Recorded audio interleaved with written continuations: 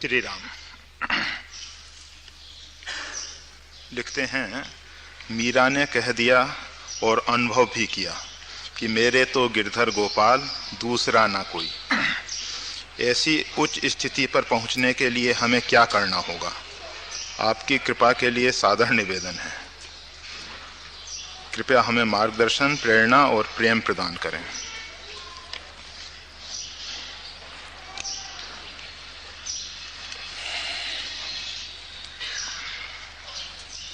मीरा हो या अन्य कोई परमात्मा का प्रेमी भक्त, पहले एक बात समझ लेनी है।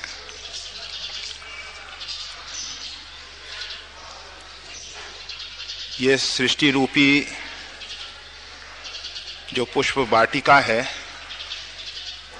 ये परमात्मा ने लगाई है और इसमें परमात्मा के ऐसे प्रेमी भक्त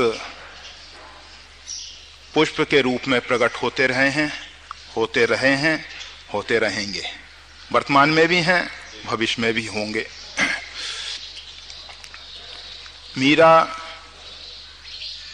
ने जो भजन गाए वो वास्तविक में ना तो कोई कवि है ना कोई गायक है। मीरा या कोई भी भक्त गायक नहीं होता, कोई भी भक्त कवि नहीं होता। गोस्वामी तुलसीदास जी कहते हैं, जेहि पर कृपा करहि जन जानी, कवि उर अजीर नचावहि बानी। परमात्मा देखते हैं कि इसका अंतःकरण रूपी आंगन जो है निर्मल है, स्वच्छ है, पवित्र है, तो उसके अंतःकरण में सरस्वती को नृत्य करने के लिए भेज देते हैं। और वो जो सरस्वती जब नृत्य करती है तो उसमें से जो नाद निकलता है वो संतों की वाणी इन भजनों के रूप में, इन गीतों के रूप में उभर के आती है। मीरा जी कह रही हैं, मेरे तो गिरधर गोपाल दूसरा ना कोई। हर एक संत ने अनुभव किया है कि परमात्मा के अतिरिक्त दूसरी सत्ता है ही नहीं। एकमात्र परमात्मा ही परमात्मा भरा हुआ है। जब तक हमारे नेत्र में विकार है तभी तक हमको दूसरा दिखाई देता है। दूसरा दिखाई देने का एकमात्र कारण है अज्ञान। जब परमात्मा कृपा करते हैं तो उनको दिखाई देता है, भक्तों को दिखाई देता है कि परमात्मा के अतिरिक्त दूसरा कुछ नहीं है। परमात्मा ही अपने संकल्प में स्थित होके इन नाना रूप में खेल रहे हैं। हम सब जो हैं परमात्मा की लीला को सुन लेते हैं, बहुत बार अनुभव में भी आ जाता है, परंतु जीवन में चरितार्थ नहीं हो पाता। आप सब अच्छे ढंग से जानते हैं और मानस की कुछ चौपाइयां आप सबने रट भी ली होंगी। सिया राम मैं सब जग जानी, करहूं प्रणाम जोर जुग पानी। परमात्मा जो हैं सबके हृदय में हैं। परमात्मा ही जो हैं एको हम बहुश्याम का भाव रख के, या उनका संकल्प जो है वही इस संसार के रूप में व्यक्त हो रहा है। फिर भी हमारी दृष्टि में जगत में नानत्व ही दिखाई देता है, भिन्नता ही दिखाई देती है। इसके पीछे एक कारण तो यह है ही कि ये परमात्मा का संकल्प है, एको अहम बहुश्याम, मैं एक से अनेक हूं। तो अनेकत्व को मिटाया नहीं जा सकता। और सृष्टि में एक ही खेल दिखाई देता है, शून्य से सृजन, विस्तार, और फिर विस्तार से पुनः शून्य में परावर्तन। ऐसा होता आया है। परमात्मा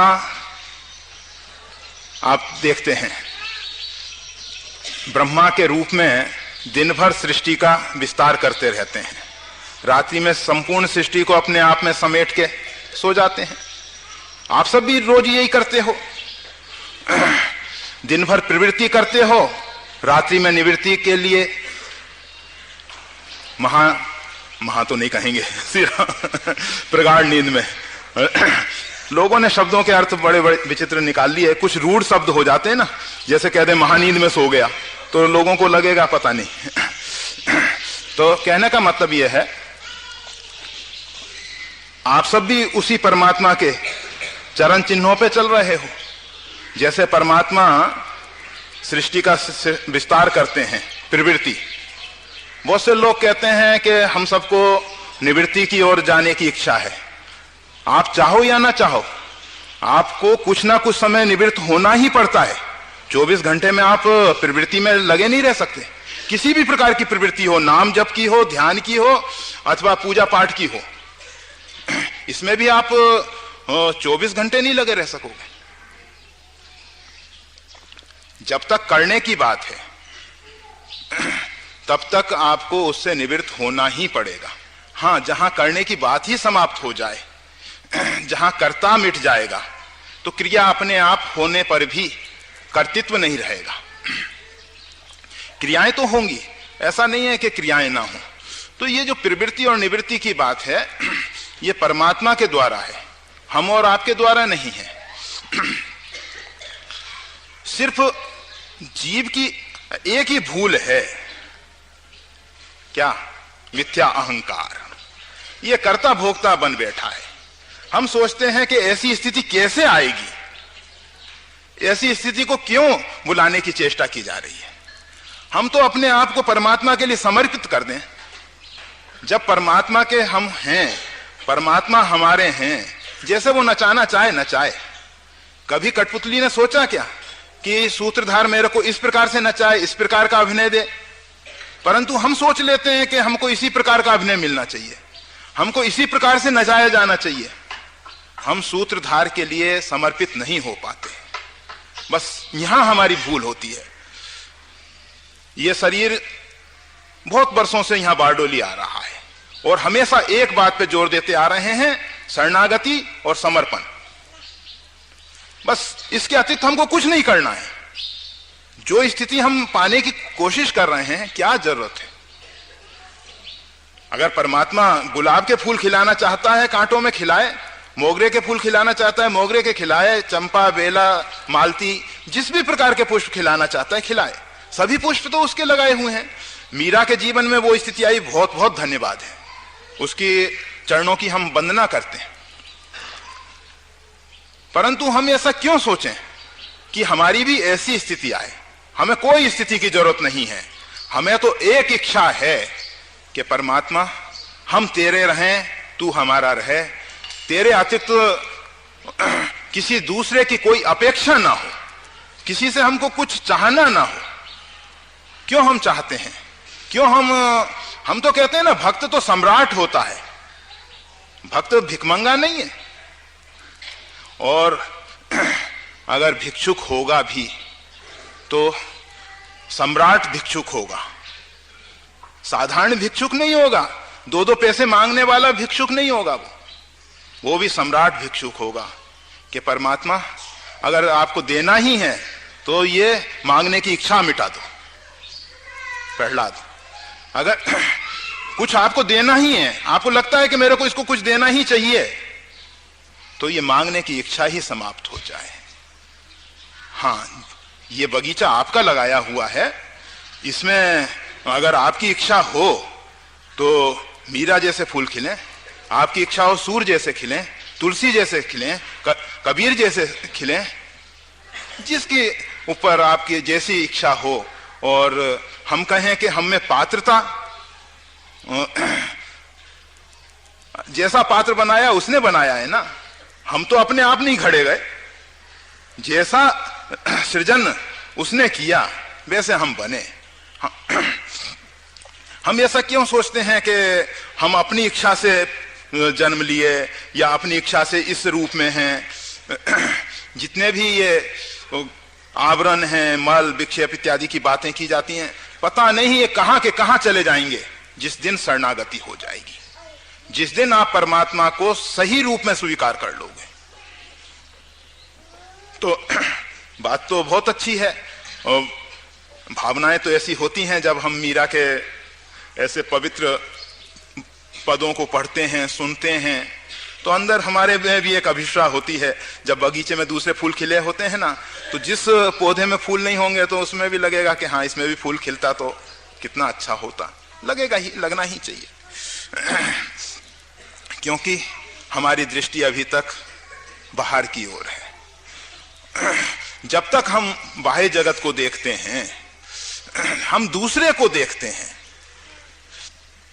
अगर आप इस प्रकार से देखते होते कि मीरा को किसी ने इस स्थिति में पहुंचाया नहीं, मीरा तो परमात्मा के संकल्प में इस रूप में आ गई थी, और परमात्मा ने हमको ऐसा अभिनय दिया है, उसको हम सहर्ष स्वीकार कर लें, उसमें कोई ऊहापोह करने की जरूरत नहीं, उसका कोई विरोध करने की जरूरत नहीं।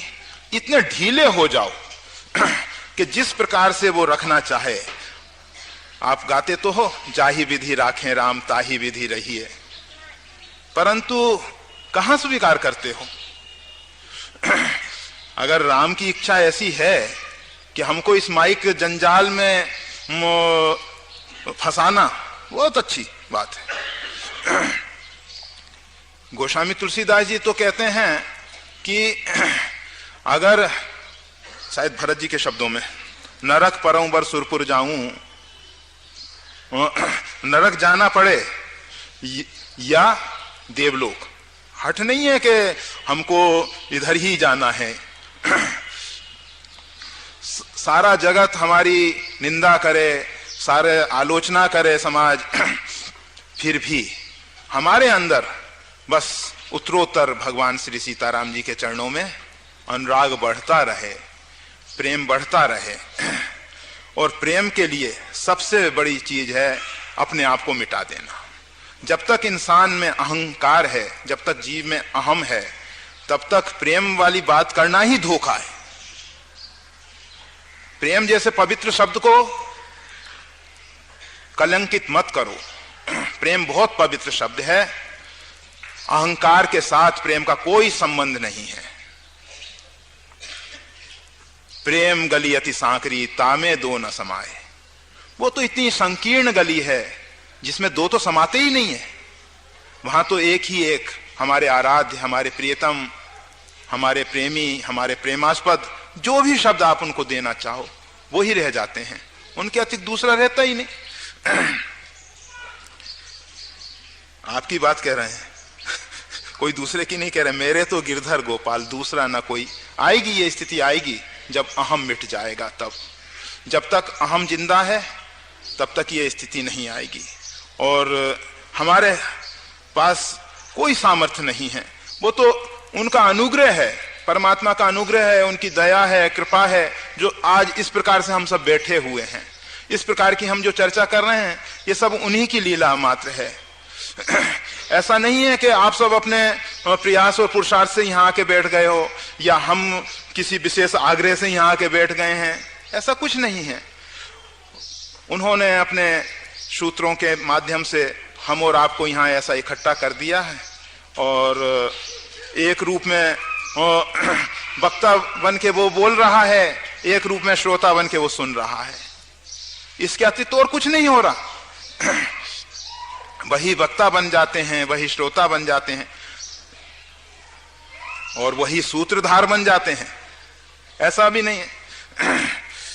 अब आप देखिए, जग पेखन तुम देखन हारे, विधि हरि शंभु नचावन हारे, तेऊ न जाने मरम तुम्हारा। जगत रूपी ये जो नाट्यशाला है, इसमें जितने भी दृश्य दिखाई दे रहे हैं, इनमें वही परमात्मा सत्य रज तम के अधिष्ठाता के रूप में ये त्रिगुणात्मक रस्सियों को लिए हुए इस जगत को नचा रहे हैं। उन्हीं के अधिष्ठाता देवों को हम सब ब्रह्मा, विष्णु, महेश इत्यादि के नाम से संबोधित कर देते हैं। और दृष्टा कौन है? दृष्टा भी वही है। जग पेखन तुम देखन हारे, इस जगत को देखने वाला कौन है? दृष्टा कौन है? वही परमात्मा है। दृष्टा भी वही है और दृश्य भी वही है, और बीच का माध्यम दृष्टि भी वही है। उसके अतिरिक्त कुछ है ही नहीं, वही वह भरा हुआ है।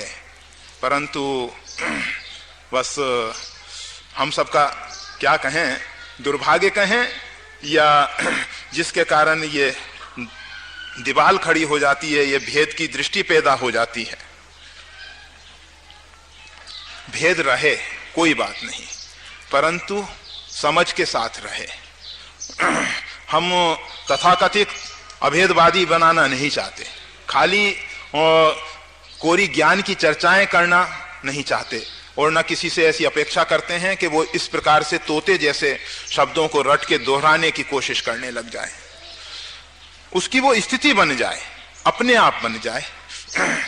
और अगर मीरा की बनी है, सूर और तुलसी के जीवन में परिवर्तन आया है, तो हमारे में भी संभावना तो है ही।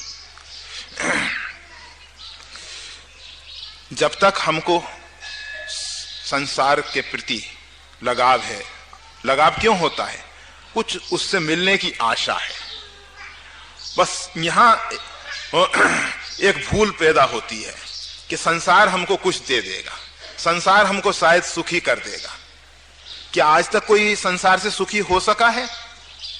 हमारे पास तो अधिकांश जितने भी लोग आते हैं वो सब इस दुखालय के वासी दिखाई देते हैं। ये सृष्टि का नाम परमात्मा ने रखा दुखालय। हाँ, चिकित्सालय, औषधालय, प्रतीक्षालय। तो इसी प्रकार से सृष्टि का नाम ही दुखालय है।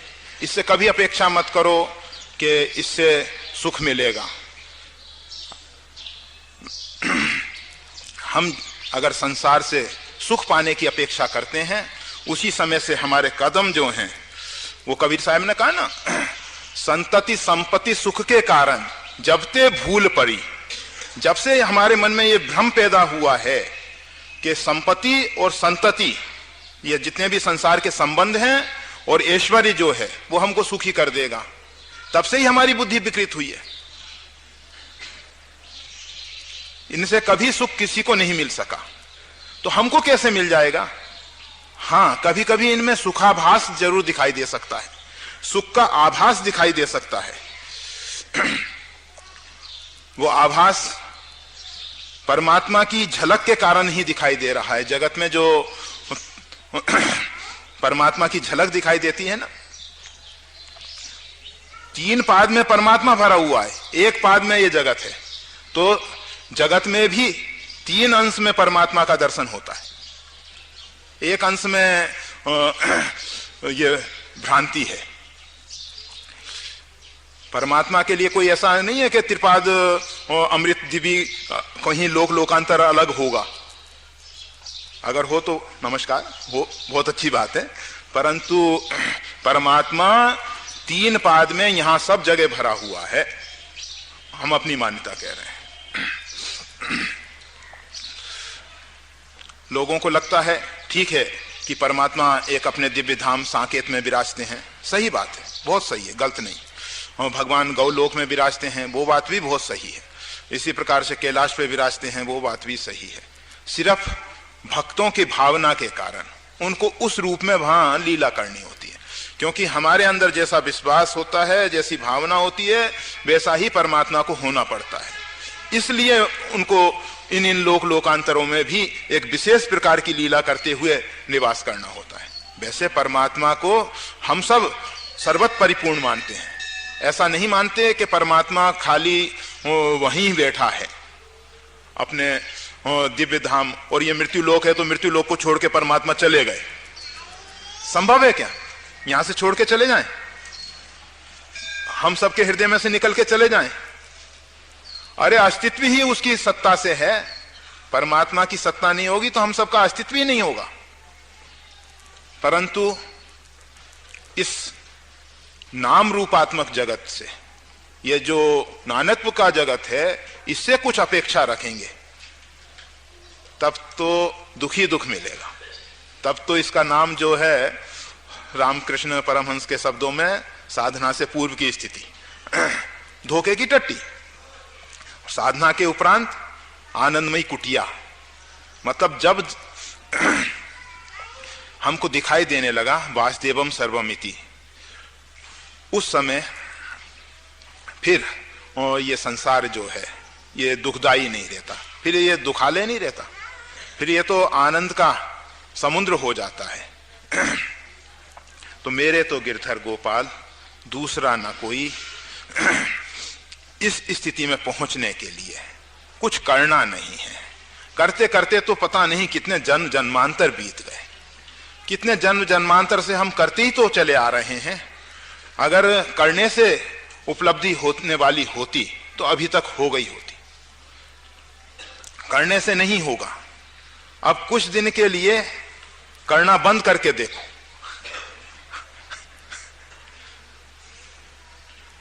परमात्मा जैसा कराए वैसा होने दो।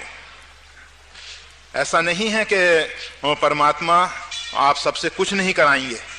आपको जो शरीर दिया है ना, हमने देखा एक व्यक्ति मूर्छित अवस्था में है, मूर्छा में है, फिर भी वो चेष्टाएं कर रहा है। बिना चेष्टा किए वो भी नहीं रह पाता, उसको बिल्कुल समझ नहीं है। आधा अंग उसका जो है अर्धांग वायु के कारण बिल्कुल निष्क्रिय है, और जो आधा अंग है फिर भी कुछ कुछ चेष्टाएं कर रहा है। तो कहने का मतलब यह है कि आप बिना चेष्टा के तो नहीं रह पाओगे, परंतु करने वाली बात निकाल देनी है। सिर्फ आपको एक समझ आ जानी चाहिए कि परमात्मा मेरे को निमित्त बना के, मेरे को माध्यम बना के ये सब खेल खिला रहे हैं। और फिर आप देखेंगे कि भजन में कितना आनंद आता है। अभी जो भजन में रस नहीं मिलता ना, उसके पीछे कारण है कि हम करने वाले बनते हैं। जिस समय आप नहीं करोगे, परमात्मा आपके माध्यम से कराएंगे, उस समय उसका रस, उसका आनंद, उसकी मस्ती निराली होगी। और किसी भी स्थिति को, जैसे उच्च स्थिति वाली बात है ना, क्या उच्च क्या निम्न, उसका दिया हुआ खेल है। अगर एक व्यक्ति को कोई सांसारिक दृष्टि में निम्न स्तर का अभिनय दे दिया गया तो कोई वो निम्न तो नहीं हो जाता, और किसी को उच्च स्तर का अभिनय दे दिया गया तो वो उच्च नहीं हो जाता। जो सही अभिनय कर रहा है इस नाट्यशाला में वही पुरस्कृत होता है। तो हम सब बस परमात्मा का दिया हुए अभिनय को सुचारू रूप में, सुव्यवस्थित रूप में करते रहें। उसमें ऐसा भाव ना आने पाए कि हम करता हैं, हम भोगता हैं। और अंगद जी ने कहा, नीच टहल गृह के सब करियो। नीच टहल करने के पीछे क्या भाव है? पद पंकज बिलो की मुख्य लाभ जो मिलेगा वो है भगवान के चरणारविंद का दर्शन। हम संसार के प्रत्येक कार्यकलाप करें, परंतु हमारे प्रत्येक क्रियाकलाप में दृष्टि परमात्मा के सिर चरणों में हो। गीता में भगवान श्री कृष्ण भी इसी बात को कह रहे हैं कि तू मेरा स्मरण कर और युद्ध कर। प्रत्येक कर्म करें, परंतु हमारी दृष्टि परमात्मा के चरणारविंद में हो। बस मेरे तो गिरधर गोपाल दूसरा ना कोई। स्थिति जरूर आ जाएगी, परंतु साधनों से हमें नहीं लगता कि आई हो। अगर मीरा कहीं योग शिविर में भाग लेती और जाके कुछ विशेष प्रकार के अनुष्ठान विधान करती, चित्रकूट, अयोध्या, काशी, हमें नहीं लगा कि ऐसे उसने कहीं किए। श्री राम।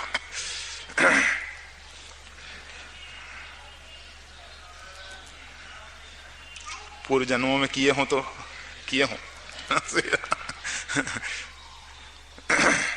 करते करते उनको लगा होगा कि करने से कुछ नहीं होगा, तब मीरा की यह स्थिति आई होगी। जब उनको दृढ़ता पूर्वक ये विश्वास हो गया होगा कि ये मेरे करने से नहीं हुआ है, तब उनके अंदर से ये उद्गार निकले होंगे, मेरे तो गिरधर गोपाल दूसरा न कोई।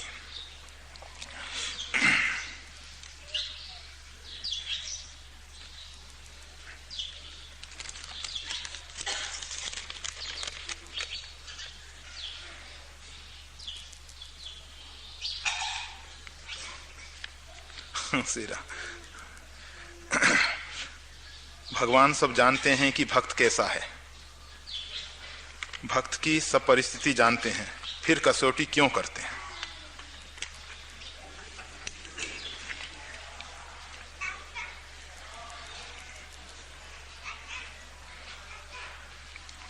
सीधी सी बात है,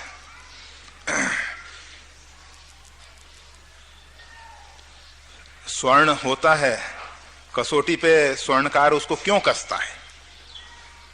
क्योंकि समाज के सामने मालूम पड़ जाए कि स्वर्ण अपने आप में खरा है। कसौटी का अर्थ सीधा सा है, उसमें किसी प्रकार की मिलावट नहीं है। इस स्थिति को प्रकट करने के लिए, इस स्थिति को पैदा करने के लिए कसौटी होती है। जितनी भी हमारे जीवन में परीक्षाएं होती हैं, अब आप कहो कि अध्यापक तो जानता है कि ये बच्चे का क्या स्तर है, इसने कैसी पढ़ाई की है, किस स्तर की इसकी बुद्धि है, आदि आदि, फिर परीक्षा क्यों लेते हैं? अरे उसको पास करके उसको आगे के लिए बढ़ाना है, इसीलिए तो होता है ना। परीक्षा का और क्या अर्थ है? परीक्षा के माध्यम से बच्चा अपने आप को और सही रूप में तैयार कर ले, और आगे बढ़ने के लिए परीक्षा करके आप उसको आगे बढ़ा देते हो। इसी प्रकार से भक्त को भगवान आगे बढ़ाने के लिए उसके जीवन में परीक्षाएं लेते हैं। आप देखेंगे नरसिंह मेहता के जीवन में बहुत परीक्षाएं हुई, और इसीलिए शायद वो इतने उच्च कोटि के संत बन पाए। तो परीक्षाओं से घबराना नहीं चाहिए। परीक्षा क्यों हो रही है? हमारे उत्थान के लिए हो रही है। इसमें हमारा उत्थान छिपा हुआ है। हमारे कोई इच्छा नहीं होनी चाहिए कि हमारा उत्थान हो, परंतु परीक्षा हो इसीलिए रही है कि हमारा उसमें उत्थान है, हमारा उसमें विकास है। बहुत से लोग कहेंगे कि जो कुछ था वो भी लुट गया, और एक ऐसी परीक्षा, कभी कभी ऐसा भी बहुत सौ के जीवन में होता है, और परमात्मा को मजबूरी में व्यवस्था के कारण करना पड़ता है। देखते हैं परमात्मा, जैसे भरत जी हैं, तो भरत जी ने अपनी माता कैकेयी के प्रति माता शब्द प्रयोग करना बंद कर दिया। क्यों कर दिया? उन्होंने देखा कि ममत्व के कारण, मोह आसक्ति के कारण इन्होंने भगवान श्री राघवेंद्र को वन में भेज दिया। अगर मेरे प्रति इनकी मोह ममता नहीं होती तो ऐसा नहीं होता। तो इस ममत्व को तोड़ने के लिए सरल उपाय उनकी समझ में यही आया कि माता शब्द ही ना प्रयोग करें इनको। क्या भरत जी जैसे परम भागवत, जो साक्षात विष्णु के अवतार, विश्व भरण पोषण कर जोई ता कर नाम भरत सोई, वो क्या सांसारिक मर्यादाओं का उल्लंघन करते, अतिक्रमण करते? संभव नहीं है। माता को माता नहीं कहते, संभव नहीं। परंतु व्यवहारिक जगत में उन्होंने दिखा दिया कि जिस कारण से भगवान श्री राम को वन में जाना पड़ा, उस कारण को हटाना है। माता का जो मेरे प्रति, पुत्र के प्रति जो भाव होना चाहिए वो होता, वहां तक तो ठीक था, परंतु इन्होंने तो ममत्व के कारण कुछ अन्याय किया। वास्तविक में अन्याय तो हुआ ही। ठीक है कि हमारा पुत्र राजा बने, ये बात तो समझ में आती है, परंतु माता कौशल्या का पुत्र विमाता का पुत्र 14 वर्ष के लिए वन में जाए, ये बात तो समझ में नहीं आती। हम अपने पुत्र का उत्थान चाहें, बहुत अच्छी बात है, परंतु दूसरे के पुत्र संकट में पड़ जाए, ये बात तो सही नहीं। ठीक है कि परमात्मा, अगर हम दूसरे रूप में देखते हैं तो परमात्मा ही इस खेल में इस प्रकार की प्रेरणा किए, परंतु व्यवहारिक जगत की बात है तो इसी प्रकार से कहा जाता है। तो कहने का मतलब ये था कि परमात्मा जो है, देखते हैं कि इस धन के कारण ये बहुत अभिमान में डूबता चला जा रहा है, इस धन के कारण ये परमात्मा से अलग हो रहा है, तो उस धन को भगवान थोड़े समय के लिए अलग कर देते हैं। देखते हैं भगवान के इसके जीवन में समाज के प्रति, मतलब जो संबंध हैं संसार के, उनके प्रति बहुत अधिक मोह आसक्ति बढ़ती चली जा रही है, पद के कारण, प्रतिष्ठा के कारण, तो परमात्मा इन सबको छीन लेते हैं। और उस समय हमको लगता है कि ये कैसी परीक्षा हो रही है, ये जीवन में परीक्षा की कैसी घड़ी आ गई। वो और कुछ नहीं कर रहे हैं परमात्मा। शरणागति का एक सूत्र हमेशा याद रखना कि परमात्मा के प्रत्येक क्रियाकलाप को मंगलमय समझना परम आवश्यक है। अगर उसमें हमारी दृष्टि में ऐसा लगता है कि परमात्मा ने ऐसा क्यों किया, ऐसा नहीं करना चाहिए था, तो हम शरणापन नहीं है। इस प्रकार की भावना कहां से आ गई? क्या परमात्मा का कोई विधान गलत हो सकता है? हमें तो नहीं लगता कि गलत होगा। हाँ, उसके कारण तकलीफें बढ़ जाएं। वो तकलीफें इसीलिए बढ़ी हैं कि उसमें हम फंसते जा रहे थे, हमारी उसमें आसक्ति बढ़ती जा रही थी। और ये तीन ही प्रधान हैं, सुत वित्त लोक,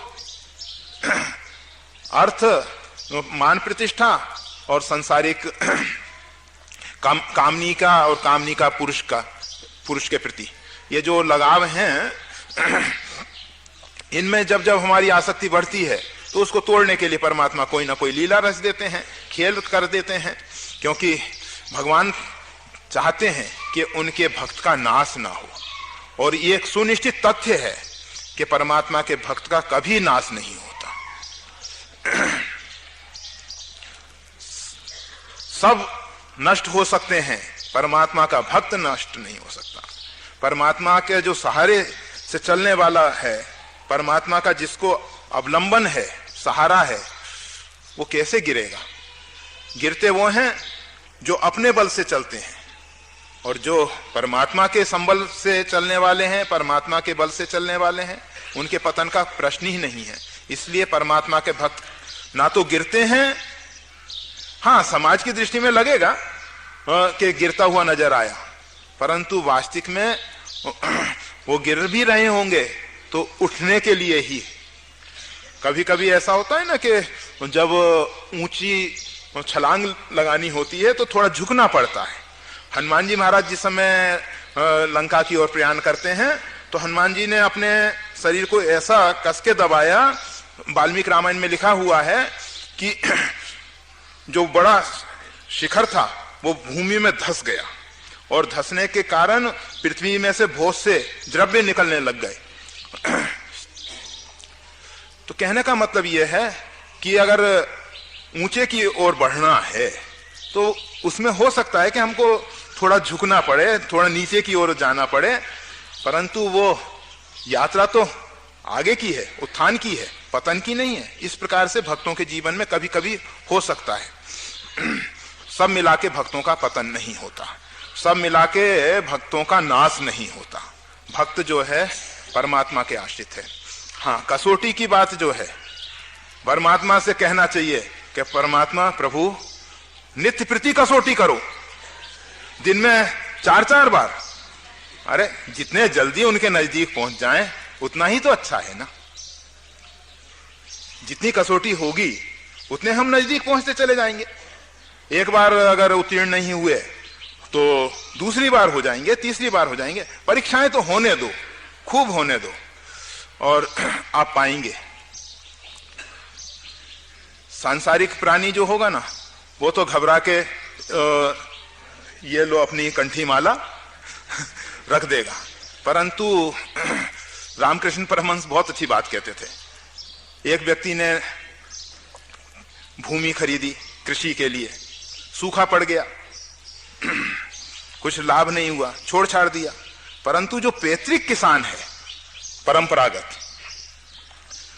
10 बार सूखा पड़ेगा ना तो भी कृषि छोड़ेगा नहीं। इसी प्रकार से जो परमात्मा के सच्चे भक्त हैं वो परीक्षाओं से घबराते नहीं। वो तो नया नया कोई इन्हें प्रवेश किया है अभी।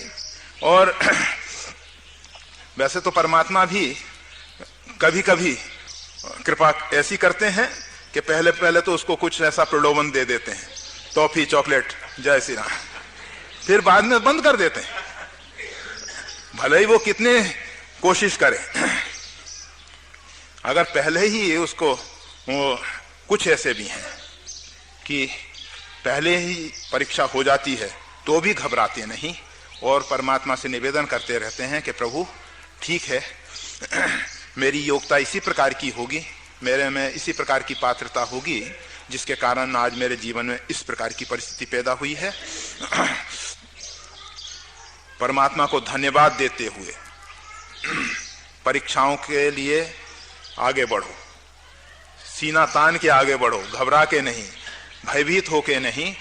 हाँ, परंतु आप अपने पुरुषार्थ से, आपकी योग्यता से परीक्षा में पास नहीं होगे। ये एक पक्की बात समझना कि अगर हम उत्तीर्ण हो रहे हैं कसौटी में, परीक्षा में, तो ये परमात्मा की कृपा है, परमात्मा की दया है, करुणा है। और अगर हम परीक्षा में अनुत्तीर्ण हो रहे हैं, फेल हो रहे हैं, वो भी परमात्मा की कृपा है, वो भी दया है। क्योंकि आगे आगे प्रमोशन देते जाएं और योग्यता है ही नहीं तो भी ठीक नहीं है ना। इसलिए पहले योग्यता पैदा करते हैं, योग्यता पैदा करने के बाद ही आगे की कक्षा में हमको बढ़ाया जाता है। दोनों ही प्रकार से अच्छा है। परीक्षाओं से घबराना नहीं, परीक्षा बहुत अच्छी चीज है। आज के प्रश्न। जय श्री राम। श्री राम। अभी आप श्रद्धेय श्री रामायणी जी के द्वारा धर्म एवं शरणागति भाव की व्याख्या सुन रहे थे।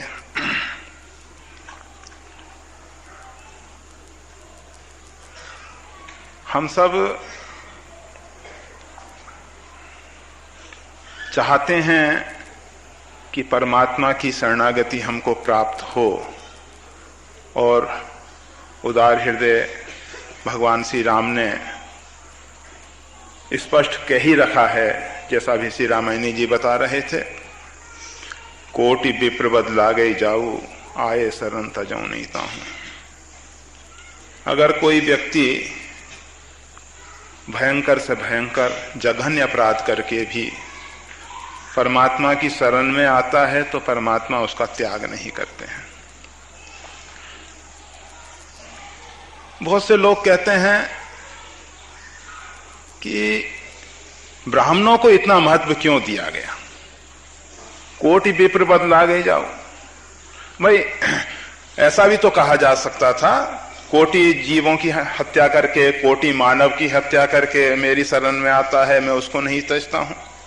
परंतु भगवान श्री राम ने शब्द में विप्र की बात कह दी, कोटि विप्र। विप्र शब्द का एक अर्थ तो साधारण व्यवहारिक जगत में जो रूढ़ शब्द है ब्राह्मण है, दूसरा अर्थ ऐसा भी हो सकता है जो विशेष प्रवीण है, विशेष चतुर है, विशेष समझदार है।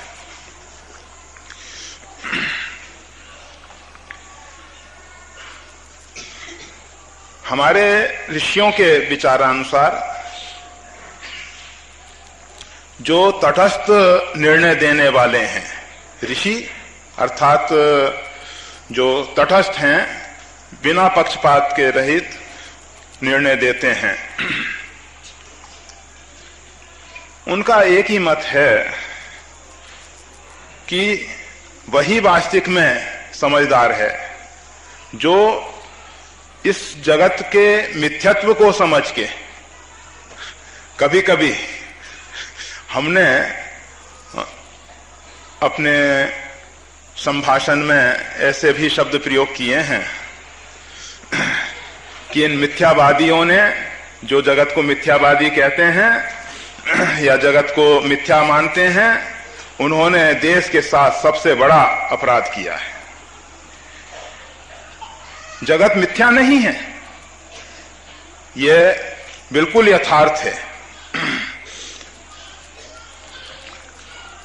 हम सब तो जगत को परमात्मा का स्वरूप मानते हैं, परमात्मा ही इस संसार में विराजमान हैं, नाना रूप धारण करके वही लीला रचे हुए हैं, तो हम इस जगत को मिथ्या कैसे कहें। परंतु जिन महापुरुषों ने इस जगत को मिथ्या कहा है, उनका विचार सिर्फ इतना ही है, जैसे कहते हैं कि शरीर में से आत्मा निकल गया तो शरीर मिट्टी रह गया। फिर कहने के लिए कहते हैं कि भाई शरीर तो मिट्टी ही है।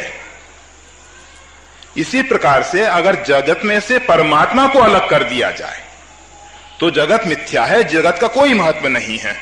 जैसे भारतीय लोग दूध में से घृत को निकाल लेने पे दूध के महत्व को नहीं समझते, जबकि दूध में अन्य तत्व तो हैं ही, फिर भी कहते हैं कि अब दूध में क्या रहा, इसमें से मक्खन तो निकल गया सीरा।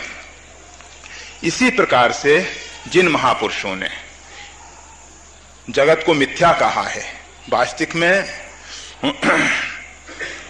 परमात्मा से अलग करके देखा जाने वाला जो जगत है, परमात्मा से भिन्न जो जगत है, वो वास्तविक में मिथ्या है।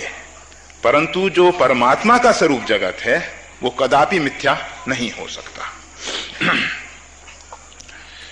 तो जो व्यक्ति ये समझ गए हैं कि वास्तविक में जगत में कुछ भी स्थायी नहीं है और जितनी भी जगत की संपदा है, ऐश्वर्य है, पद हैं, प्रतिष्ठाएं हैं, ये जितने चलायमान हैं, इनके साथ साथ इनके पीछे वास्तविक में सुख नहीं है। आज हम सबकी दौड़ तो जरूर पद प्रतिष्ठा की ओर है, धन ऐश्वर्य की ओर है, परंतु अगर हम गहराई से देखें तो पाएंगे कि जिन लोगों ने, जिन व्यक्तियों ने अपने जीवन में उच्च पदों को प्राप्त कर लिया है, उच्च पदासीन हैं, जिनके पास ऐश्वर्य की बाहुल्यता है, वो लोग भी अपने आप में सुखी नहीं हो सके। तो संत महापुरुषों ने देखा कि वास्तविक में सुख का जो केंद्र है, सुख का जो स्थान है, वो तो एकमात्र परमात्मा के श्री चरण ही हैं, और उनकी जिन्होंने शरणागति स्वीकार कर ली वही वास्तविक में प्रवीण है, वही चतुर है।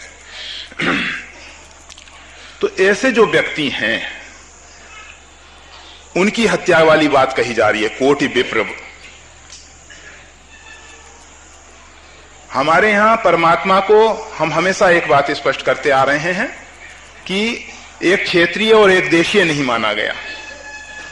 ठीक है कि परमात्मा अपने दिव्य देश में, जैसा वशिष्ठ जी महाराज ने आप सबको समझाने की चेष्टा की कि परमात्मा का दिव्य देश एक तो दिव्य साकेत है, उसके साथ साथ इस भूमंडल पे श्री अवध धाम वह भी दिव्य देश है, और इसके साथ साथ जो आपके अंदर सहस्त्रार है, जो सहस्त्र दल कमल है, वहां परमात्मा का नित्य निवास है, वो भी परमात्मा का दिव्य देश श्री अयोध्या है, साकेत है।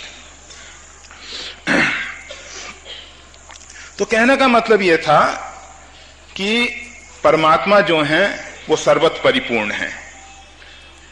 जो परमात्मा के शरणापन है, जो परमात्मा का प्रेमी है, वो सबसे प्रेम करता है, वो किसी से द्वेष नहीं करता, किसी से घृणा नहीं करता, किसी की उपेक्षा नहीं करता। निज प्रभुमय देखें जगत कहीं सन करें विरोध। वो जगत को जब प्रभुमय देखते हैं तो विरोध करने वाली बात ही नहीं रहती है। तो ऐसे जो व्यक्ति हैं उनकी अगर कोई हत्या करता है तो वास्तविक में वो अपराधी है ही। करोड़ों विप्रों की हत्या करने वाला व्यक्ति अगर परमात्मा की शरण में आता है तो भगवान उसका त्याग नहीं करते। और अगर दूसरे ढंग से हम देखें, जिसको ब्राह्मण कहा जाता है, आपको बताया गया कि विप्र शब्द का अर्थ लोग ब्राह्मण के रूप में भी करते हैं, वो भी सही है, क्योंकि वो ही विशेष चतुर हैं और उनके जीवन में सबसे बड़ी विलक्षणता ये देखी गई। जो वास्तविक में ब्राह्मण थे, वर्तमान में सब में कुछ गिरावट आई है, सबका कुछ कुछ अपने स्थान से पतन हुआ है। हम आज अपनी स्थितियों में नहीं रह पाए हैं। बहुत से व्यक्ति हैं जो सही धर्म का निर्वाह कर रहे हैं, बहुत से व्यक्ति ऐसे हैं जो धर्म से अलग हट गए हैं। गीता में जैसा भगवान श्री कृष्ण ने समः दमः तपम शोचम शांति आर्जवम एवच ज्ञानम विज्ञानम आस्तिक्यम ब्रह्म कर्म स्वभावजम, ये जो स्वाभाविक ब्राह्मण के कर्म हैं बताए, जिसमें ये स्वभाव से पैदा हुए हैं, ऊपर से लादे नहीं गए कि हमको शमन करना पड़े, इंद्रियों का अंतःकरण का दमन करना पड़े,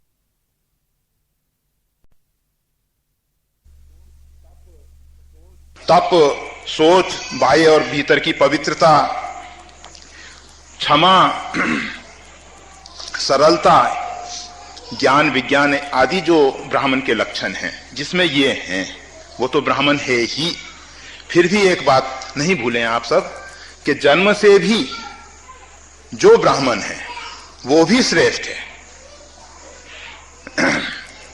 जिनमें ये गुण हैं वो तो श्रेष्ठ हैं ही, परंतु जन्म से कारण क्या है कि बच्चों में पैतृक संस्कार आते हैं। आप देखते हैं कि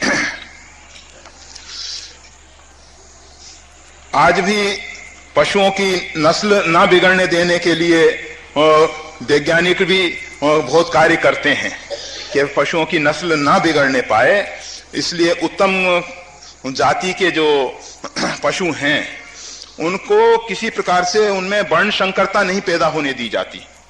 वैसे आज का विज्ञान दोनों तरफ लगा हुआ है, वर्ण संकरों के द्वारा जाति में सुधार करने की चेष्टा, और जाति ना बिगड़े इसके लिए वर्ण संकरता को नहीं आने दिया जाता है। श्री राम। तो पैतृक गुण आने से जो जन्मजात ब्राह्मण हैं वो भी श्रेष्ठ हैं। ठीक है कि कारणोंवश कुसंग के कारण संगा संग जायते, संग का असर ऐसा होता है कि शुद्ध बुद्धि भी दूषित हो जाती है। हम अभी पुष्प का साथ कर रहे हैं, हाथ में सुगंध आ जाती है, कोई सड़ा गला पदार्थ हाथ में रखेंगे तो उसकी दुर्गंध आ जाएगी। इसी प्रकार से हम जैसे जैसे व्यक्तियों का साथ करते हैं वैसे वैसे हमारे में आचार विचार आ सकते हैं।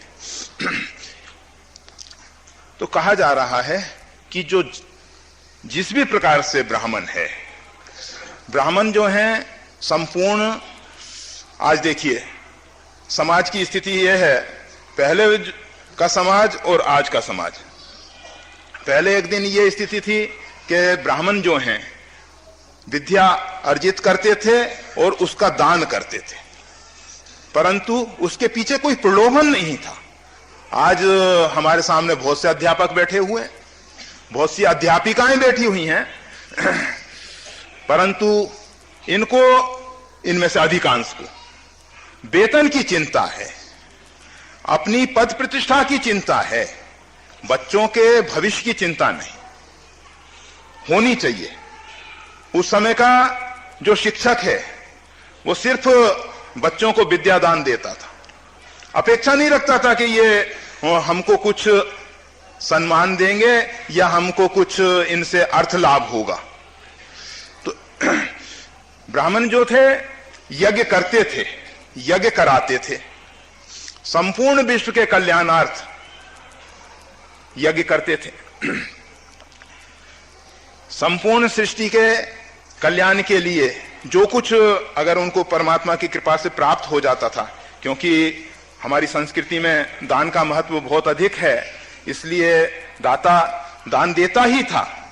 और जो प्रतिगृहता है ब्राह्मण, वो दान लेने के बाद उसका स्वयं उपभोग नहीं करता था, अपने शरीर तक उसको नहीं रखता था या अपने सीमित दायरे के परिवार तक उसको नहीं रखता था, उसको सर्वजन हिताय, बहुजन हिताय लगा देता था।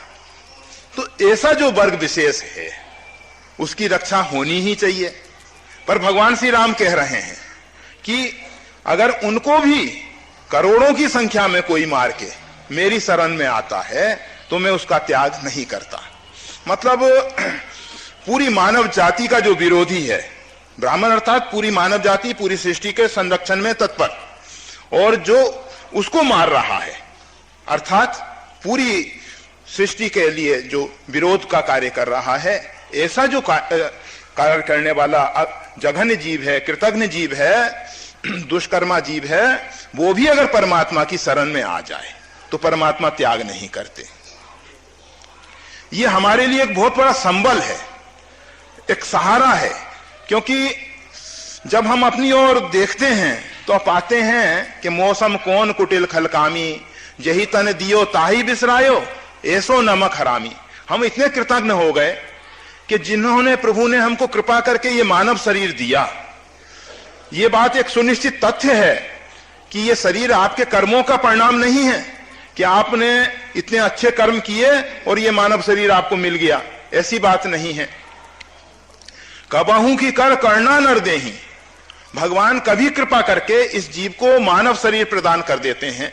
84 लाख जो शरीर हैं उनमें ये जीव भटकता रहता है, और भटकते भटकते जब बहुत परेशान हो जाता है, उन शरीरों में तो नवीन कर्म की स्वतंत्रता तो है नहीं, पूर्वकृत कर्मों का जो भोग है उसको भोगने के लिए वो जीव बाध्य होता है, विवश होता है, उसको नवीन कर्म के लिए कोई स्वतंत्रता नहीं है। ऐसी परिस्थिति में उसको मानव शरीर मिल जाए, संभव नहीं।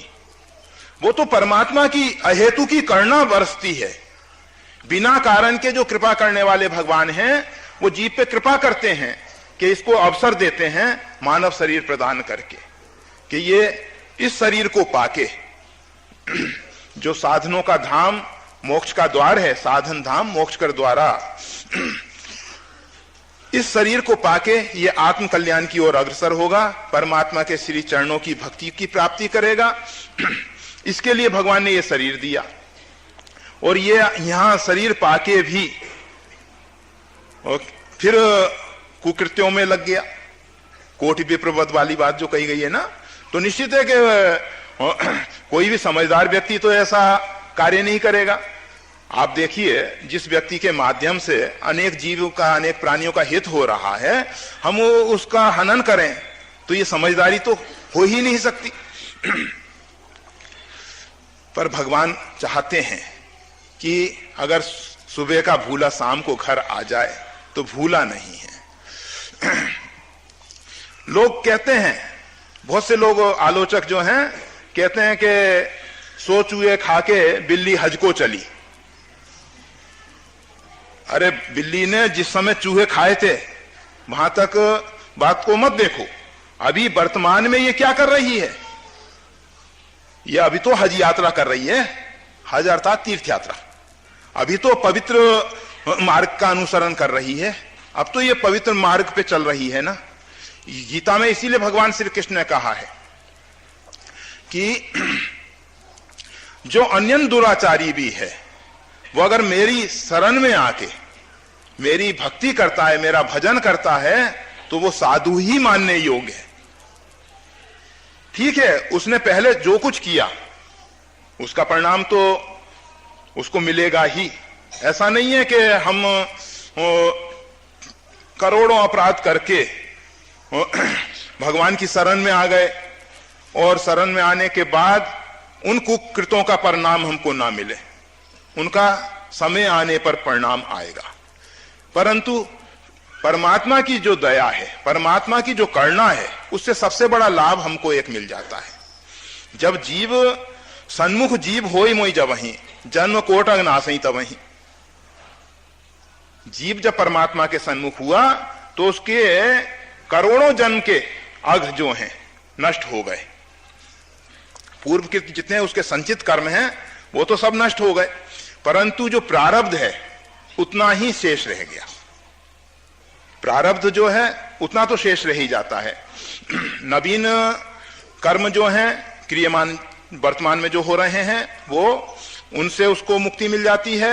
जो भूतकाल में संचित किए हुए कर्म हैं उससे भी उसको मुक्ति मिल जाती है, परंतु सिर्फ प्रारब्ध जो भोग है उसको भोगना पड़ता है।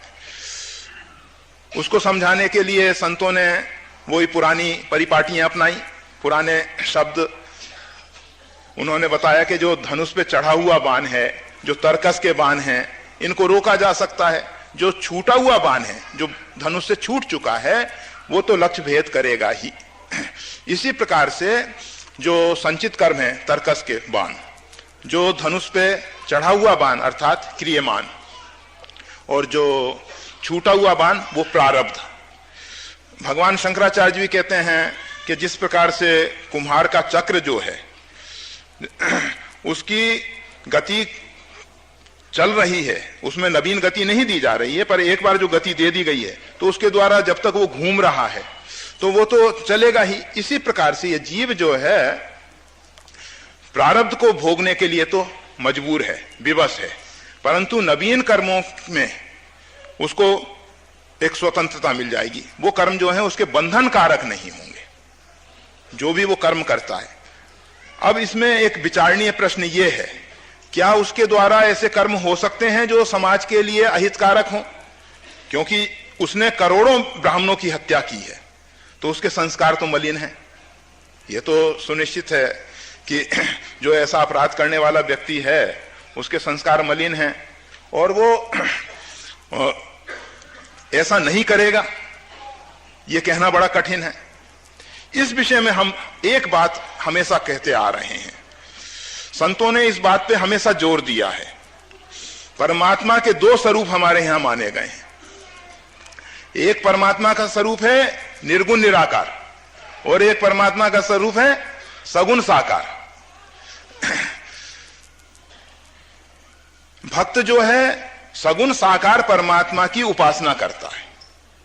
निर्गुण निराकार की उपासना तो नित्य प्रति आप लोग करते आ रहे हैं। 24 घंटे में आप जब प्रगाढ़ नींद में होते हैं तो उस समय आप निर्गुण निराकार परमात्मा के साथ होते हैं, रोज आप उसकी उपासना कर रहे हो। कोई दिन ऐसा नहीं जाता कि निर्गुण निराकार परमात्मा की उपासना ना हो, उसका सानिध्य आपको प्राप्त ना होता हो। उसका सानिध्य तो रोज आपको प्राप्त हो रहा है, परंतु क्या परिणाम है? अस्प्रभु हृदय अछत अभिकारी, सकल जीव जग दीन दुखारी। फिर भी हमारा दुख यथावत बना हुआ है, हमारी समस्याएं यथावत बनी हुई हैं, आधी व्याधि वैसी की वैसी बनी हुई हैं।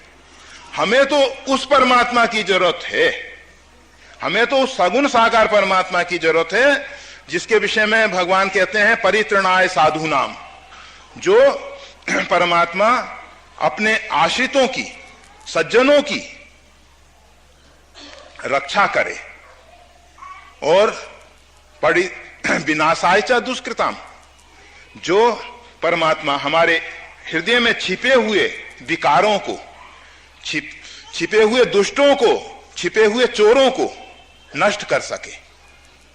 उनको हम सब अगर निर्गुण निराकार परमात्मा की उपासना से लाभ ले पाते तो फिर ये जो उपासना की चर्चा वशिष्ठ जी ने की, रामायणी जी ने की, या इतने संत और शास्त्र कर रहे हैं, इसकी कोई खास जरूरत ही नहीं रहती। कबीर साहब के शब्दों में जो कहा गया है ना, सब घट मेरा साइया, सूना घट नहीं कोय, बलिहारी बा घट की जा घट पर घट होए। सब के हृदय में परमात्मा विराजमान है, परंतु उन परमात्मा से लाभ नहीं मिलने वाला। कबीर साहब कहते हैं बलिहारी बा घट की। हम तो उस सज्जन विशेष के लिए निछावर हो रहे हैं जिसके ने अपने अंतःकरण में परमात्मा को प्रकट कर लिया है। तो कहने का मतलब यह था कि जब जीव परमात्मा के शरणापन हो जाता है, परमात्मा की शरणागति स्वीकार कर लेता है, कौन से परमात्मा की? सगुण साकार की। ख्याल करना, तो उसका परिणाम क्या आता है? जितने भी दुष्कृत हैं, जब हम उस मार्ग पे कदम रखना चाहते हैं, तो परमात्मा बलपूर्वक हठपूर्वक रोक लेते हैं। जिस प्रकार से एक छोटा अबोध शिशु अग्नि को पकड़ने की चेष्टा करता है, सर्प को पकड़ने की चेष्टा करता है, या किसी खतरनाक हथियार को पकड़ने की चेष्टा करता है, वो नहीं जानता है कि इससे मेरा अहित हो सकता है, परंतु माता जो है वो उसको उन सब से बचा देती है। इसी प्रकार से परमात्मा जो हैं अपने आश्रित भक्तों को जब वो कुमार्ग पे पैर रखना चाहते हैं तो बचा देते हैं। नारद जी के जीवन में आप सबने देखा सुना रामचरितमानस के माध्यम से कि तब विवाह में चाहूं की ना, प्रभु के ही कारण करे ना दीना।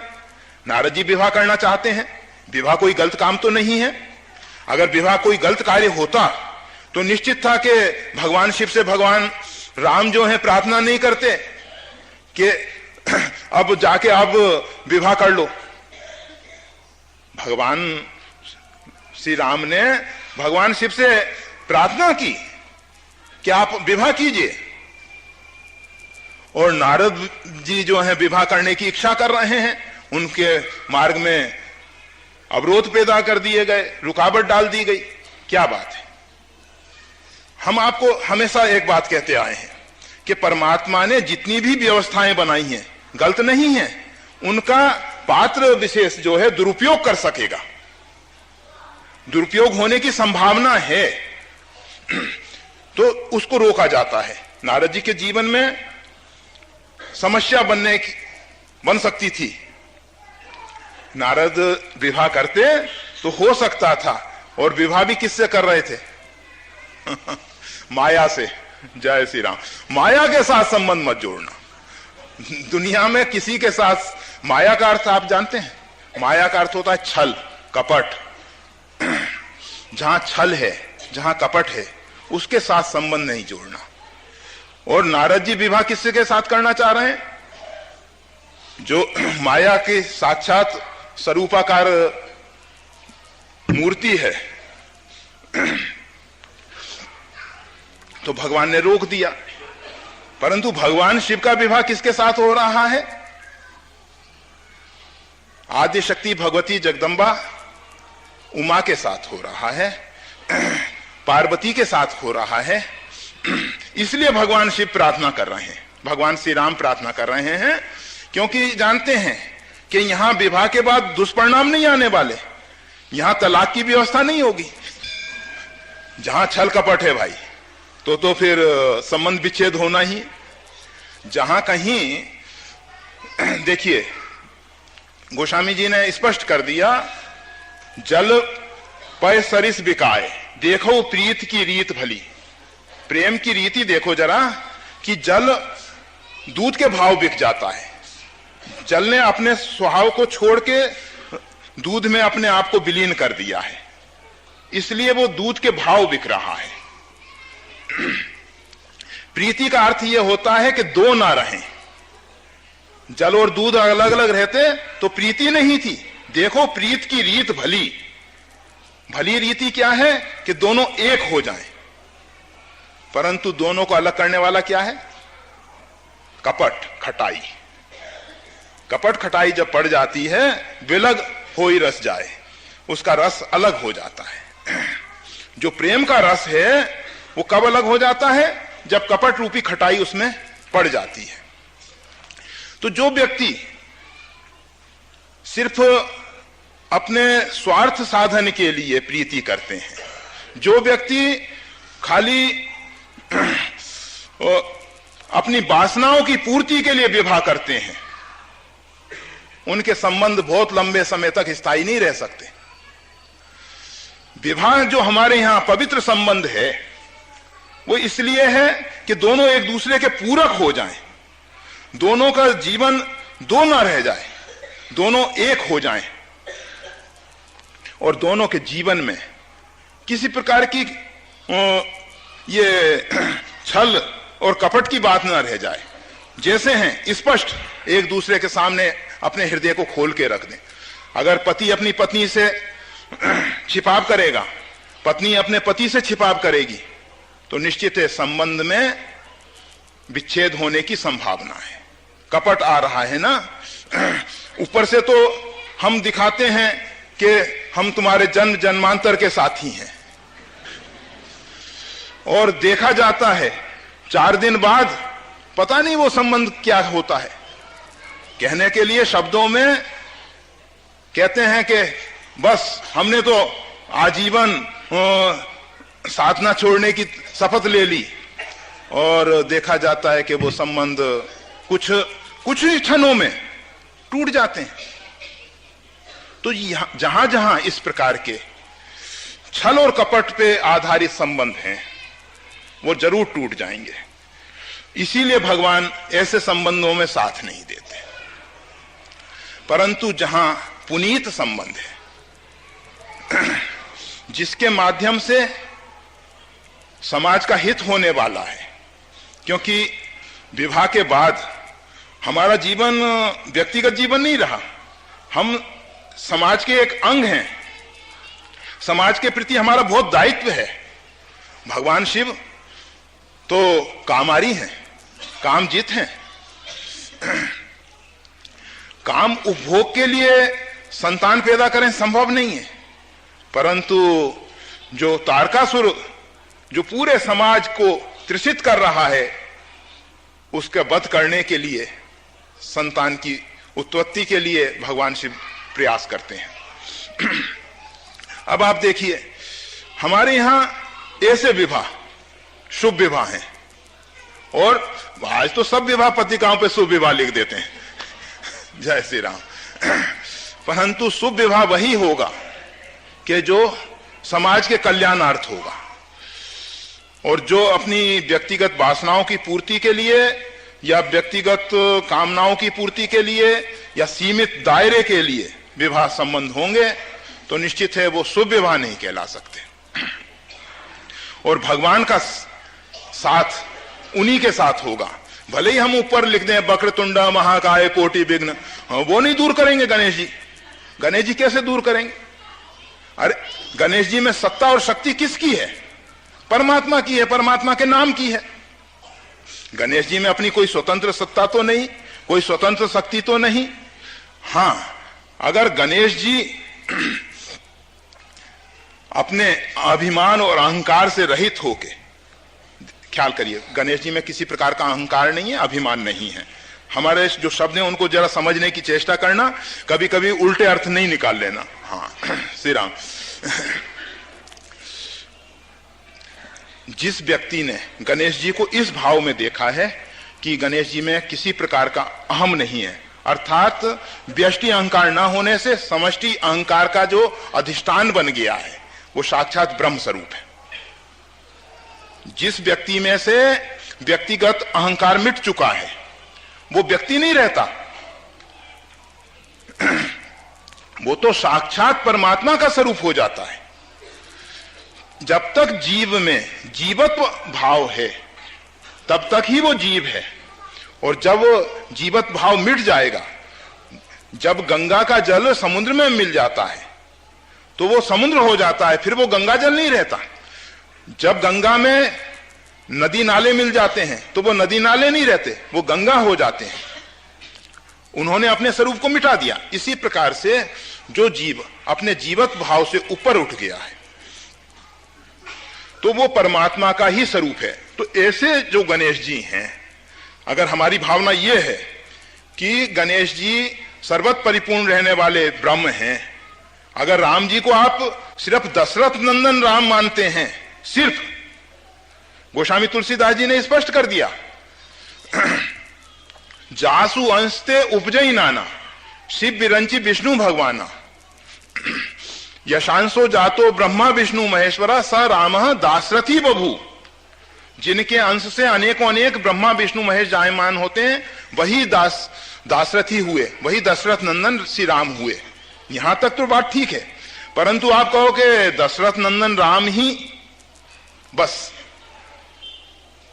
आदि अंत को जास न पावा मति अनुमान निगम अस गावा, बिन पद चलई सुनई बिन काना, कर बिन करम करई विधनाना, असब भात अलौकिक करनी, जेई गावही वेद बुध जाई धरई मुनि ध्यान, सोई दशरथ सुत, सोई दशरथ सुत। कौन से? जो अजन्मा ब्रह्म है।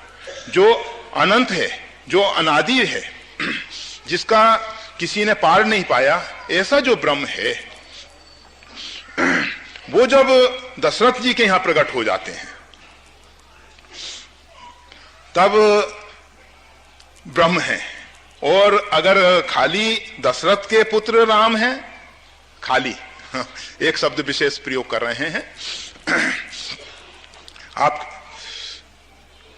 ठीक है, बहुत से व्यक्ति दशरथ नंदन राम का सहारा ले लें, उनसे परिणाम क्या आएगा? वो परमात्मा श्री राम, जिनको परमात्मा का बोध नहीं है, परमात्मा के स्वरूप का बोध नहीं है, वो भी अगर परमात्मा श्री राम की शरणागति स्वीकार कर लेंगे तो परमात्मा श्री राम सबसे पहली कृपा करेंगे, क्या? ददामी बुद्धि योगम, उसको बुद्धि योग प्रदान कर देंगे, समझ दे देंगे कि मेरा स्वरूप इतना मात्र नहीं है। आपको बहुत बार बताया गया कि भगवान श्री राम ने माता कौशल्या जी को अपना विराट स्वरूप दिखा दिया। यहां हुआ दुई बालक देखा वाले प्रसंग में भगवान श्री राम ने समझा दिया कि मां, तू जिस नारायण की वहां पूजा कर रही है वो नारायण तेरे यहां पुत्र रूप में आया है, और वही नारायण जो है, वही परमात्मा जो है, चराचर में रम रहा है, उससे कोई रिक्त स्थान नहीं है, कोई खाली स्थान नहीं है। तुम मेरे को एक क्षेत्रीय और एक देशीय नहीं समझ लेना। तो हम कह रहे थे कि भगवान श्री राम जो हैं, कोटि विप्रवत लागे जाऊ, आए शरण तजैनी ताहू, परम उदार हैं। जो व्यक्ति अगर इतना भारी से भारी अपराधी है, फिर भी अगर भगवान की शरणागति स्वीकार कर लेता है तो भगवान उसको दुष्कर्मों से बचा देते हैं, इसलिए उसके द्वारा फिर अपराध होने की संभावना नहीं है। कहीं कहीं किसी प्रसंग विशेष में ऐसा अगर देखा जाता है, जैसे आप ध्रुव के जीवन में देखें, ध्रुव ने परमात्मा के साक्षात्कार के बाद भी अपने भाई उत्तम के लिए युद्ध किया। युद्ध में मतलब स्वाभाविक है कि बिना कारण के कितने जीवों की हिंसा हुई होगी,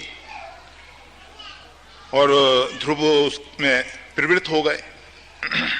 वैसे ठीक है, भगवान की प्रेरणा से प्रहलाद ने आके उस युद्ध को रोका भी है और बताया भी है युद्ध के विषय में, परंतु युद्ध का जो कारण बना या युद्ध का जो स्वरूप बना, अंश रूप में हो चाहे वृद्ध रूप में हो, उसकी बात नहीं, परंतु बना तो जरूर, युद्ध हुआ तो जरूर, युद्ध प्रारंभ भी हुआ, उसमें हिंसा भी हुई होगी।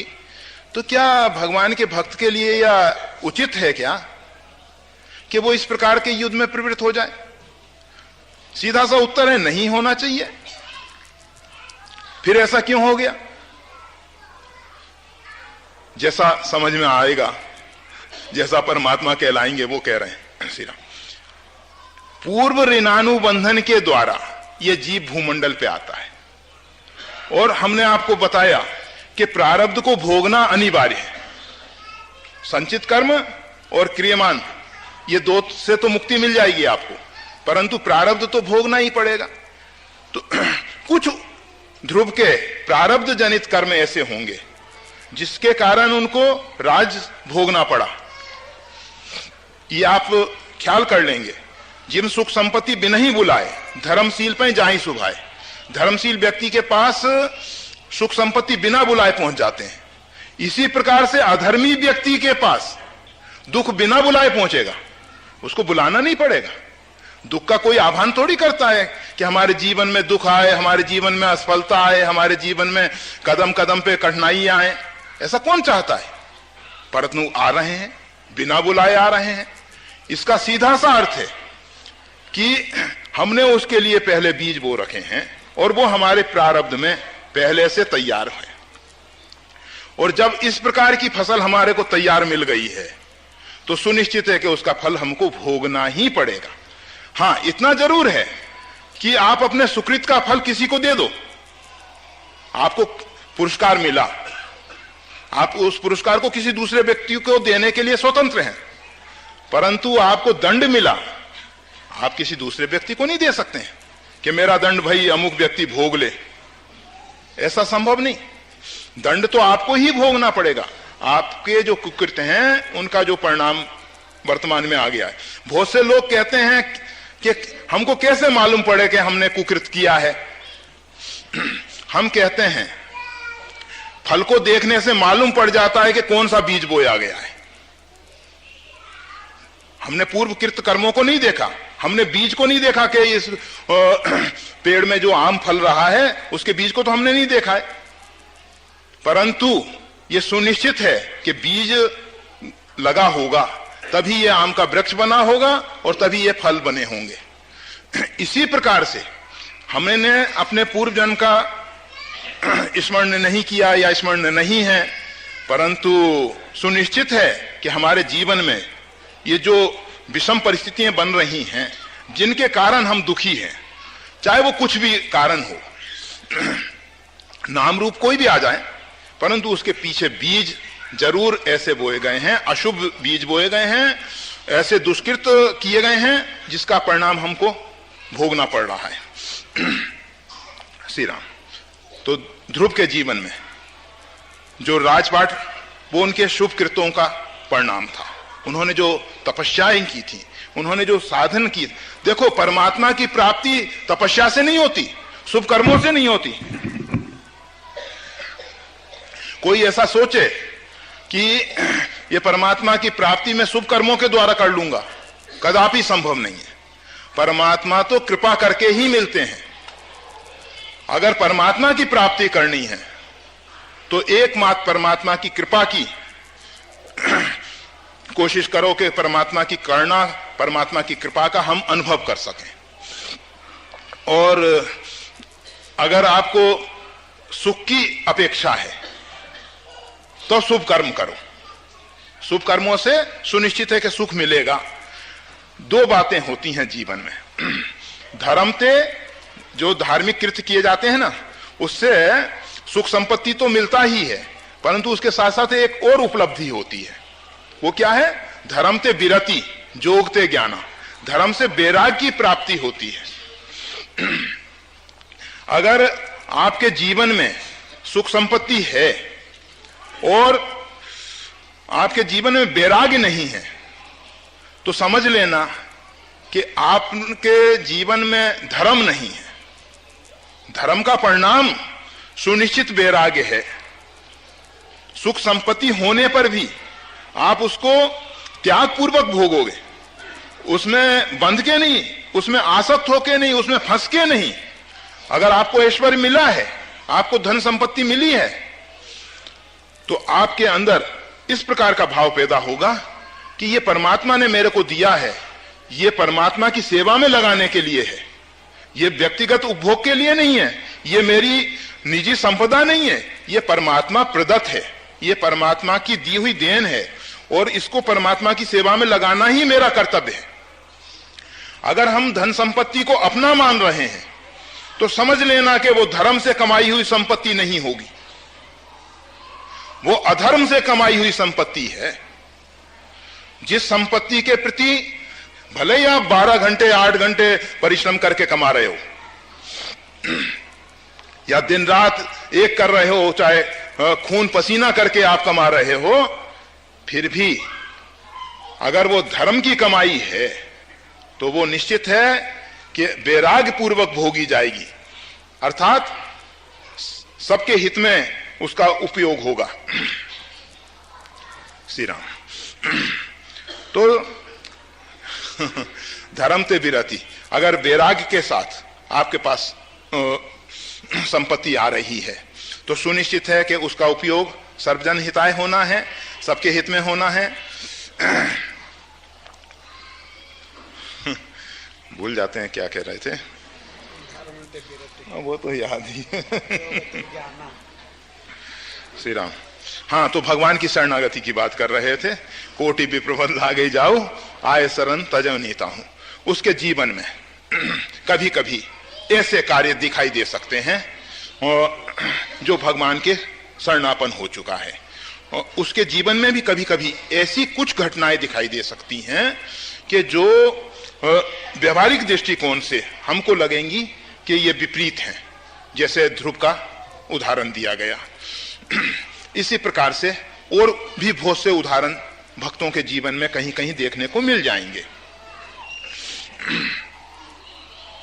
सुग्रीव का जीवन देखें और दूसरे दूसरे भगवान के साक्षात्कार किए हुए जीवन देखें, विभीषण इत्यादि, उनके द्वारा भी कुछ कुछ भूलें हुई हैं, उनके द्वारा भी कुछ कुछ अपराध हुए हैं। और विभीषण के द्वारा एक ब्राह्मण की हत्या होती हुई पाई गई है, भले ही वो विमान से हुई हो, जबकि नहीं होनी चाहिए। जब उसका संरक्षक परमात्मा उसके हृदय में विराजमान है, तब तो उसके द्वारा ऐसा कार्य नहीं होना चाहिए था, परंतु हुआ तो है ही, इतिहास साक्षी है। उसका एक ही कारण होगा, कारण सिर्फ इतना ही होगा कि वो प्रारब्ध के द्वारा कुछ बदला लेने की बात होगी, ऋण चुकता करने की बात होगी, इसलिए वहां ऐसा हुआ होगा। ठीक है कि भगवान ने उस स्थिति को संभाल लिया और संभालने के बाद भगवान ने अपने आश्रित के अपराधों को भी अपने सिर पे ले लिया, यह तो उनकी उदारता है। परंतु ऐसा हुआ क्यों? अब एक बात और ख्याल करने वाली है, कोई इस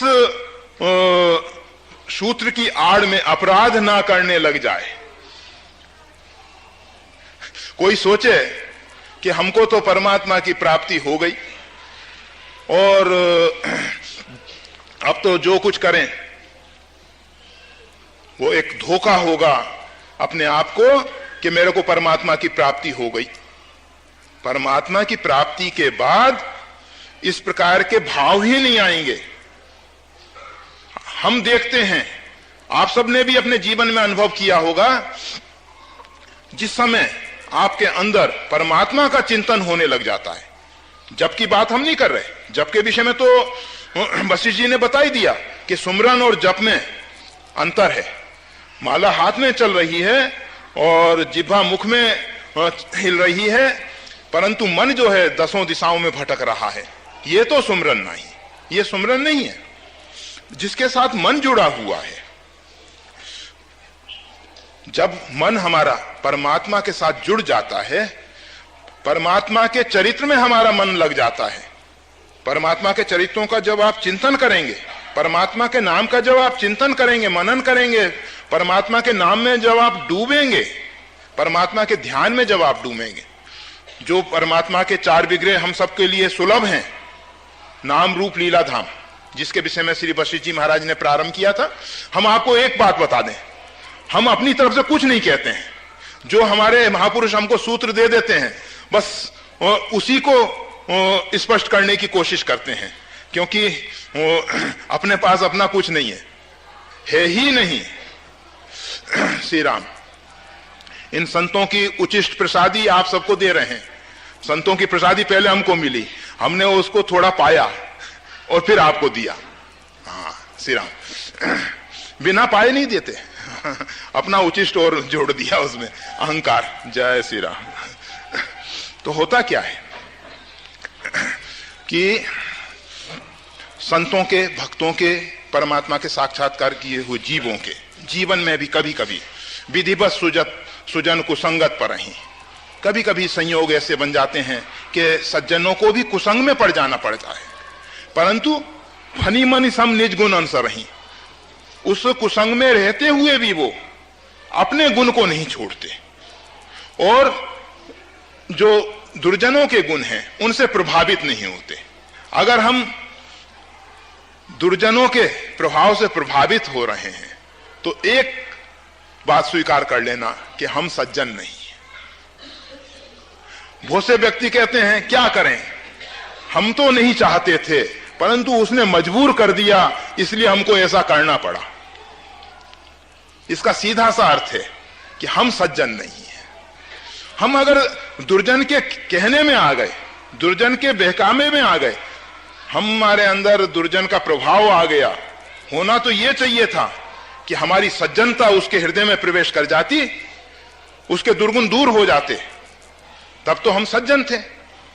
हम दुर्जन हैं इसलिए हम उसकी ओर बह जाते हैं। बहुत से व्यक्ति अपने आप में बहुत अभिमान करने लगते हैं कि हम तो साधु हैं। हां, साधु का वेश साधुता नहीं है। देखना भाई, और आप सबके लिए साधु का वेश ही वंदनीय है। जिस दिन हमारे अंदर साधुता आ जाएगी तो हम किसी भी प्रकार से असत तत्व की ओर नहीं बह पाएंगे, किसी भी प्रकार से हम दुर्गुणों की ओर नहीं बह पाएंगे। अगर हम दुर्गुणों की ओर बह रहे हैं तो हम में साधुता नहीं है। हम हमेशा सोचा करते हैं, एक बार अभी केदारनाथ की घटना है, एक सज्जन संत हमसे कहने लगे कि अमुक ने ऐसा किया और इसके कारण हमको यहां से स्थान से जाना पड़ रहा है। हमने कहा भूल हमारी है, गलती हमारी है कि वो व्यक्ति हमारे पास रह के आज तक नहीं सुधर सका, इसलिए आप क्षमा करें।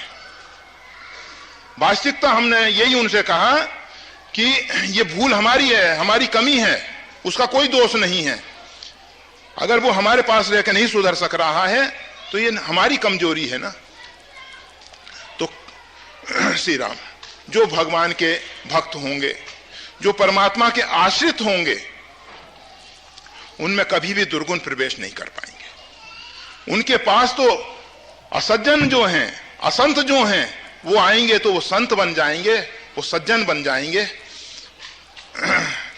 और ये सब होगा परमात्मा की शरणागति से। जिस बात को श्री रामायणी जी ने कहा, उस बात में एक महत्वपूर्ण बात और बता दें। जिस प्रकार से कपोत परीक्षा के लिए और महाराज शिवी की शरण में गया था प्राण रक्षा के लिए, इसी प्रकार से हम संसार से तृषित होके, जब तक हम संसार से तृषित नहीं हैं तब तक हम परमात्मा के शरणापन नहीं हो पाते। जब तक हमको संसार में रस मिल रहा है, संसार में आसक्ति है, तब तक शरणागति नहीं है। संसार के रस सूख जाएं, वैराग्य, और उस समय हम परमात्मा की शरणागति स्वीकार करें तो परमात्मा रक्षा करेंगे। हम शब्दों से परमात्मा के शरणापन होते हैं, हम अंतःकरण से परमात्मा के शरणापन नहीं हो पाते। ठीक है, वचनों की शरणागति भी कल्याण करेगी। रटते रहो श्री राम शरणम मम, मैं परमात्मा की शरण में हूं, परमात्मा ही मेरे एकमात्र आश्रय हैं। इस प्रकार का रटन करते करते वो भाव आपके अंदर पैदा हो जाएगा। उसके बाद शरणागति की सही जो स्थिति है उसमें आप प्रवेश कर जाएंगे। परमात्मा कृपा करें कि आप परमात्मा के शरणापन हो, परमात्मा आपको स्वीकार करें और परमात्मा की आपको शरणागति प्राप्त हो। जय श्री राम।